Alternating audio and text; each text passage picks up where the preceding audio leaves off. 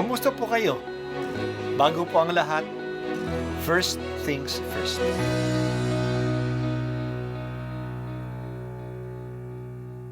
Good morning po. Sinisimulan po natin ngayon ang first things first. At dito po, tinatalakay natin sa unang bahagi ng umaga natin ay ang first readings na binabasa po sa banal na misa. Ito pong tinatalakay natin kasi madalas po kasi marami na tayong alam tungkol sa gospel readings. Pero konti po ang nagsasalita sa first readings. Pero ang first readings, bahagi din po yan ng Biblia, ng banal na kasulatan. Kaya susubaybayan po natin ang mga first readings, basahin po natin at kuminsan kailangan ng basahin ng 2 o 3 beses bago maintindihan kasi hindi po tayo familiar sa mga istorya at sa mga kaisipan na tinatalakay dito. Ang pagbasa mula sa ikalawang sulat ni Apostol San Pedro. Mga pinakamamahal, mapuspos nawa kayo ng pagpapala at kapayapaan ng Diyos dahil sa inyong pagkakilala sa Kanya at sa ating Panginoong Hesus. Tinanggap natin sa pamamagitan ng Kanyang kapangyarihan ang lahat ng bagay na magtuturo sa atin upang mamuhay ng tapat sa Diyos. Ito'y dahil sa ating pagkakilala kay Hesus na siya ring tumawag sa atin upang bahaginan ng Kanyang karangalan at kapangyarihan. Sa pamamagitan nito, nangako siya ng mga bagay na mahalaga upang makaiwas kayo sa mapanirang simbuyo ng kahalayang umiiral sa mundong ito at makahati sa kanyang kalikasan bilang Diyos.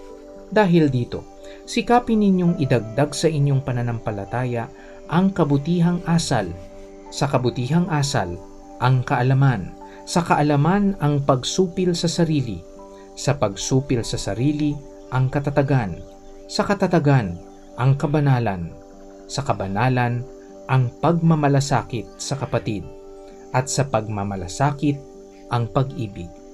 Ang salita ng Diyos. Salamat sa Diyos. Ang ikalawang sulat ni San Pedro ay maaring hindi galing kay San Pedro na apostol. Maaring ito ay galing sa isang disipulo ni Pedro na ginamit ang kanyang pangalan. Ito'y tinatawag na pseudonym. Ito ay madalas gamitin noong panahon upang bigyan ng otoridad ang isang kasulatan.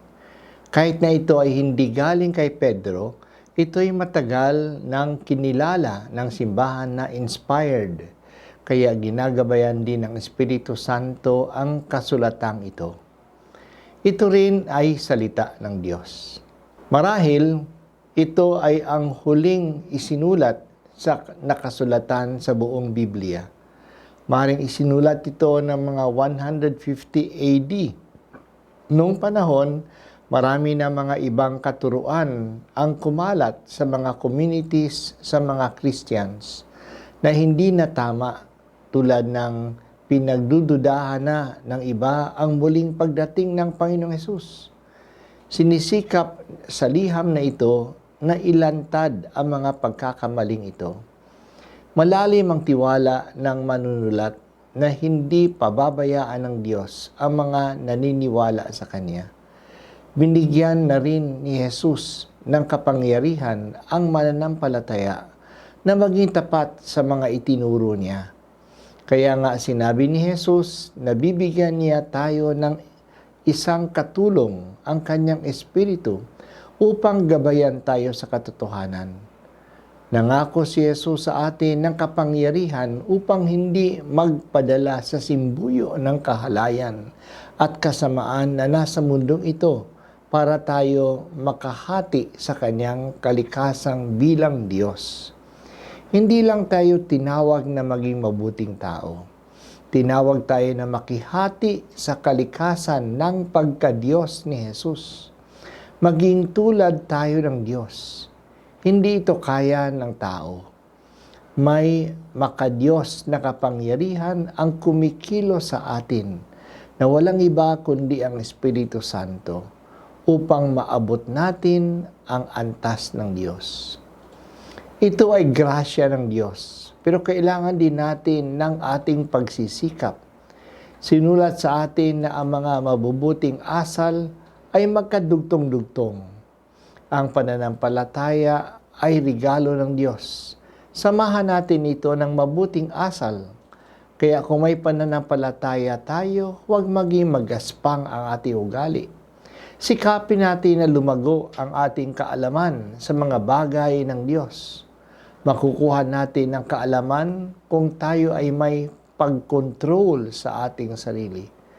Madalas hindi tayo lumalago sa kaalaman tungkol sa Diyos kasi nagpapadala tayo sa katamaran at hindi natin nasusupil ang ating sariling mga hilig. Ang self-control ay hindi lang paminsan-minsan. Kailangan tayo maging matatag at matyaga sa paggawa nito. Ito ay magdadala ng pagmamalasakit sa kapwa na siyang tanda ng ating pagmamahal. Makikita natin na dugtong-dugtong ang mga virtues. Pero sa lahat ng prosesong ito, makakaasa tayo sa tulong ng Espiritu Santo. O Panginoong Diyos, salamat po na hindi kayo nagkukulang sa pagbigay sa akin ng ibayong tulong upang mamuhay ako ng tapat sa iyo. Ang aking pag-unlad sa pananampalataya ay iyong biyaya. Ikaw ang humihila sa akin upang maging matapat at malapit sa iyo. Salamat, O Panginoong Diyos.